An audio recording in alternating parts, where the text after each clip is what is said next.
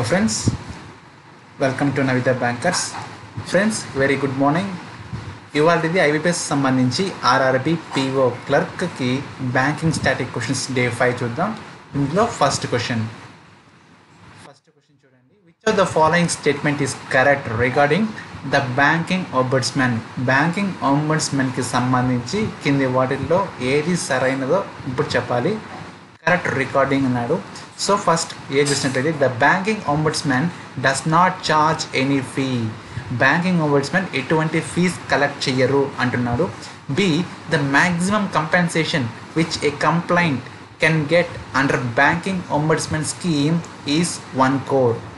So maximum compensation వాళ్ళు వచ్చేసి 1 కోటి రూపాయలు బ్యాంకింగ్ అంబడ్స్మన్ స్కీమ్ ద్వారా వస్తుంది అంటున్నాడు. కంప్లైంట్ రైజ్ చేస్తే మనకి బ్యాంకింగ్ అంబడ్స్మన్ స్కీమ్ 1 crore దాకా ఇస్తున్నారు అని చెప్తున్నాడు. తర్వాత RRB are not covered under banking ombudsman. Banking ombudsman కింద ఆర్ఆర్బీస్ కవర్ అవ్వదు అంటున్నాడు. అలాగే schedule primary cooperative banks are not covered under banking ombudsman. So ఏమైతే బ్యాంకింగ్ అంబడ్స్మన్ స్కీమ్ ఉందో షెడ్యూల్కి సంబంధించి ప్రైమరీ కోఆపరేటివ్ బ్యాంక్స్ కూడా కవర్ అవ్వదు అంటున్నాడు. సో ఇందులో ఏది కరెక్ట్ ఆన్సరో మనం చెప్పాలి. So the correct answer is the banking ombudsman does not charge any fee. ఎటువంటి ఫీజ్ని చార్జ్ చెయ్యడు అంటున్నాడు. ఎస్, ఎటువంటి ఫీజ్ని చార్జ్ చేయరు. సో బ్యాంకింగ్ అంబడ్స్మన్ 1 కోటి రూపాయలు అనేది అసలు లేనే లేదు. అండ్ షెడ్యూల్ కమర్షియల్ బ్యాంక్స్ ఏమైతే ఆర్ఆర్బీ కింద వస్తాయో, ఆర్ఆర్బీ ఏవైతే చూస్తున్నాయో దాని అన్నిటికీ కూడా బ్యాంకింగ్ అంబడ్స్మన్ ఖచ్చితంగా వర్తిస్తుంది. సో ఆర్ఆర్బీ కూడా ఆర్బీఐ పర్యవేక్షణలో ఉంటుంది కాబట్టి బ్యాంకింగ్ అంబడ్స్మన్ ఉంటుంది. అండ్ అలాగే షెడ్యూల్ ప్రైమరీ కోఆపరేటివ్ బ్యాంక్స్ కూడా ఇప్పుడు ఆర్ఆర్బీ కింద ఉంది కాబట్టి వాటికి కూడా అంబడ్స్మన్ వర్తిస్తుంది. సో అంబడ్స్మన్ ఎవరు అపాయింట్ చేస్తున్నారు అంటే ఆర్బీఐ అపాయింట్ చేస్తుంది. Next question, which is government institution or ministry is the agent of government of India in the International Monetary Fund అంటున్నాడు. సో ఐఎంఎఫ్కి అండ్ గవర్నమెంట్ ఆఫ్ ఇండియాకి ఏది ఏజెంట్గా వర్తిస్తుంది, ఏది ఏజెంట్గా వ్యవహరిస్తుంది అని చెప్తున్నాడు. ఇట్స్ ఆప్షన్ చూసినట్లయితే finance ministry, prime minister's office, RBI and NITI Aayog.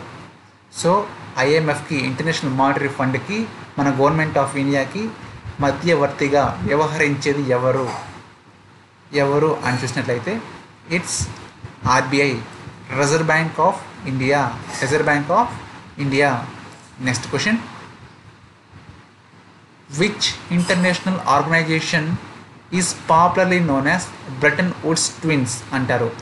Bretton would ట్విన్స్ని దేని అంటారు? ఏ ఇంటర్నేషనల్ ఆర్గనైజేషన్ని అంటారు? World bank, OPEC, international monetary fund, A and C. Bretton would ట్విన్స్ని ఏ ఇంటర్నేషనల్ ఆర్గనైజేషన్ని అంటారు అంటే it's A and C, both A and C. So world bank and IMF రెండు కూడా బ్రెటన్ వుడ్ ట్విన్స్ అంటారు. ఎందుకంటే రెండు ఒకేసారి దీన్ని స్థాపించబడ్డారు కాబట్టి. సో బ్రెటన్ వుడ్ ట్విన్స్ అంటారు. ఇది ఎక్కడ ఉంది అని క్వశ్చన్ చేసినట్లయితే Washington DC. Loans of which international organisation is known as credits. జాగ్రత్తగా క్వశ్చన్ చదవండి. Loans of which international organisation is known as credits. ఏ ఇంటర్నేషనల్ యొక్క లోన్స్ని క్రెడిట్స్ అంటారు, క్రెడిట్స్ అని కూడా అంటారు. లోన్ వేరు, క్రెడిట్స్ వేరు. సో ఇక్కడ అడిగింది ఏ ఇంటర్నేషనల్ ఆర్గనైజేషన్ని లోన్స్ని ఇచ్చే లోన్స్ని క్రెడిట్స్ అని కూడా అంటారు అంటే ఆప్షన్స్ చూసినట్లయితే IMF, international monetary fund, IFC, international finance corporation, IBRD, international bank for reconstruction and development, IDA, international development agency. So ఈ కింది వాటిల్లో ఏది క్రెడిట్స్ అంటారు అంటున్నాడు. ఇట్స్ చూసినట్లయితే it's international development agency. So ముఖ్యంగా ఈ ఇంటర్నేషనల్ డెవలప్మెంట్ ఏజెన్సీ ఏం చేస్తుంది అంటే ఏదైతే డెవలపింగ్ కంట్రీస్, అన్డెవలప్డ్ కంట్రీస్ ఉంటాయో వాటికి లోన్స్ ఇస్తుంది, అంటే క్రెడిట్స్ అయితే ఇస్తుంది. ఎందుకు క్రెడిట్స్ ఇస్తుందంటే ఏమైతే లోన్స్ ఇస్తుందో వాటిపైన ఇంట్రెస్ట్ అనేది వసూలు చేయదు. అందుకోసం ఓన్లీ ప్రిన్సిపల్ మాత్రమే కలెక్ట్ చేస్తుంది. అలాగే లాంగ్ టర్మ్ లోన్స్ కూడా ఇస్తుంది. 10-15 ఏళ్ళు 20 ఏళ్ళు అంత టైం కూడా ఇచ్చి లోన్స్ ఇస్తుంది. సో దీని మెయిన్ ఎయిమ్ ఏంటంటే కేవలం ఇన్ఫ్రాస్ట్రక్చర్ని డెవలప్ చేయడం కోసమే. ఏదైతే డెవలపింగ్ కంట్రీస్ ఉంటుందో వాటికంతా ఇన్ఫ్రాస్ట్రక్చర్ డెవలప్ అవ్వడం కోసమే లోన్స్ ఇస్తుంది. ఇది ఎప్పుడు స్థాపించబడిందంటే 1960. సో ఐడిఏ అంటే ఇంటర్నేషనల్ డెవలప్మెంట్ ఏజెన్సీ ఆర్గనైజేషన్ ఇచ్చే లోన్స్ని క్రెడిట్స్ అని కూడా అంటారు. What is C stand for MCLR which is term introduced by RBI some time ago. ఇక్కడ ఏమైతే RBI ఇంట్రడ్యూస్ చేసిందో MCLRని, అందులో సి అనే వర్డ్కి లెటర్కి ఏంటి, సి అనే లెటర్ అంటే ఏంటి? Cheque, cost, credit, cross. MCLR marginal cost lending rate. So it's B cost. ఈ ప్రజెంట్ ఫస్ట్ ఆ బేస్ రేట్ నుంచి తీసుకొని MCLRని తీసుకొచ్చింది RBI, ఇంట్రడ్యూస్ చేసింది. రెపో రేట్ని బ్యాలెన్స్ చేయడం కోసం, బ్యాంక్ రేట్ని బ్యాలెన్స్ చేయడం కోసం. సో ఇవన్నిటికీ బ్యాలెన్స్ చేయడం కోసమని MCLR తీసుకొచ్చింది. సో ఈ ఫుల్ ఫామ్స్ని అబ్జర్వేషన్స్ని ఏవైతే ఉన్నాయో ఖచ్చితంగా గుర్తుపెట్టుకోండి. Next question, which country has the largest share holding in the international bank for reconstruction and development? IBRDలో ఏ కంట్రీ యొక్క లార్జెస్ట్ షేర్ హోల్డింగ్ ఉంది? IBRDలో ఏ కంట్రీ యొక్క లార్జెస్ట్ షేర్ హోల్డింగ్ ఉంది? It's USA, France, Japan, England. So ఇక్కడ ఇది ఫస్ట్ ఈజీ గుర్తుపట్టచ్చు. IBRD ముందు ఎక్కడ ఉంది అంటే USAకి సంబంధించింది. USAకి సంబంధించి ఉన్నప్పుడు USAనే హయ్యర్ అథారిటీ, హయ్యర్ షేర్డింగ్స్ ఉంటుంది USA. సో దీనికి ఆన్సర్ వచ్చేసి USA. తర్వాత సెకండ్ ప్లేస్లో అయితే జపాన్, థర్డ్ ప్లేస్లో చైనా ఉంది. సో లార్జెస్ట్ షేర్ హోల్డింగ్ IBRDలో USA. Next question, what is the minimum net owned fund of NBFC non banking finance కంపెనీలో మినిమం ఎంత ఉండాలి? NOF. ఇక్కడ NOF అనేదాన్ని గుర్తుపెట్టుకోండి. Net owned fund. ఈ నెట్ ఓన్డ్ ఫండ్ అంటే ఏంటి అనే దానిపైన మీరు కమెంట్లో నాకు కమెంట్ చేయండి. నెక్స్ట్, నెట్ ఓన్డ్ ఫండ్ ఎంత ఉండాలి అది కూడా అడిగింది. మినిమం, మ్యాక్సిమం కాదు. NBFCలో మినిమం ఎంత ఉండాలి? 1 crore, 8 crore, 2 crore, 4 crore. So ఎంత ఉండాలి అంటే ఇట్స్ 2 crore, 2 కోట్లు అయితే ఉండాలి. సో ఇప్పుడు NBFC నెట్ ఫండ్ వన్ ఎంత అయితే ఉంటుందో దానికి 4 times పబ్లిక్ దగ్గర నుంచి డిపాజిట్స్ తీసుకోవాలి. Suppose net owned fund 2 crores ఉన్నప్పుడు పబ్లిక్ దగ్గర నుంచి ×4 అంటే 2 × 4 8 times 8 వరకు పబ్లిక్ డిపాజిట్స్ తీసుకోవచ్చు. దానికి మించి తీసుకోకూడదు. ఇది గుర్తుపెట్టుకోవాలి. నెట్ ఓన్డ్ ఫండ్ ఎంత ఉండాలి అంటే minimum 2 crores. Which of the following is not a credit rating agency in India? Credit rating ఏజెన్సీలో కానటువంటిది ఏది? ఇండియాలో క్రెడిట్ రేటింగ్ ఏజెన్సీ కానటువంటిది ఏంటి? Standard & poor, S&P, CRISIL, ICRA, ICRA. So CRISIL credit rating మందే ఉంది, industrial credit మందే ఉంది, ICRA కూడా మందే ఉంది. సో ఇక్కడ లేనిది, ఇండియాలో లేనిది అంటే ఏంటంటే standard and poor. Next question, which of the following government scheme was implemented to attain financial inclusion in India? Government scheme, ఏ స్కీమ్ ద్వారా ఫైనాన్షియల్ ఇంక్లూషన్ అయితే జరిగింది ఇండియాలో? Jan Dhan Yojana, JAM 20, Pahal, virtual discom assurance Yojana. Financial inclusion జరిగిందంతా జన్ధన్ యోజన కింద ఫైనాన్షియల్ ఇంక్లూషన్ జరిగింది. Next question, ఈ క్వశ్చన్కి మీరు ఆన్సర్ నా కమెంట్లో పెట్టండి. అంటే మీకు ఎలాగా అర్థమైందో చెప్పండి. ఈ క్వశ్చన్ నేను నెక్స్ట్ రేపటి వీడియోలో కూడా దీన్ని ఎక్స్ప్లెయిన్ చేస్తాను. Once A bearer is always a bearer అంటే ఏంటి? Where a check is originally expected to be the bearer, the banker is discharged by payment in due course to the bearer. మీకు ఏం అర్థమైందో నాకు కమెంట్ రూపంలో చెప్పండి. మీకు అర్థం కాకపోతే రేపటి వీడియోలో దీన్ని ఎక్స్ప్లెయిన్ చేస్తాను. నెక్స్ట్, బి చూసినట్లయితే banker can pay the cheque to the bearer irrespective of any endorsement whether in full form or in blank appearing thereon, notwithstanding that any such endorsement purports to restrict or exclude further negotiations. ఇంకోసారి బాగా చదవండి, బాగా అర్థం చేసుకోండి.